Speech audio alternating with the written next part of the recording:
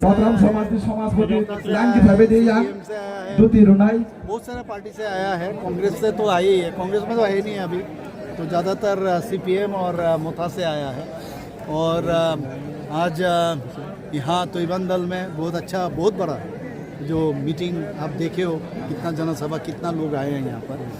तो इस जनसभा में एक तो बहुत सारे लोग, 100 फैमिली ऑलरेडी ज्वाइन किया है और लगभग अबाउट 500 लोग इसमें ज्वाइन किया है, जो मेरे पास अभी खबर है।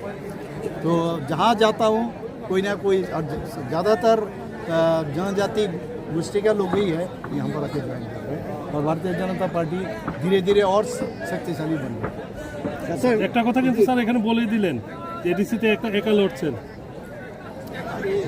এগুলো তো বলতে হয়, কারণ ওরা তো আমি তো বলিনি, ওরাই তো আগে বলেছিল, ওরাই তো বলে, শুরুটা কে করেছে, ওনারাই তো মাঝে মাঝে প্রেস কনফারেন্স করে কি বলেন কি না, তো কাজে আমারও তো বলতে হবে, আপনারা প্রশ্ন করেন উত্তর দিতে হবে।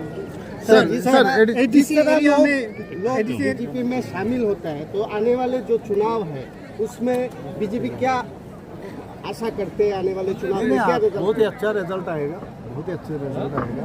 आप देख रहे हो पूरा देश, पूरा अगर जियोग्राफी देखोगे हर जगह में तो खाली पद्म फूल ही दिखाई देता है।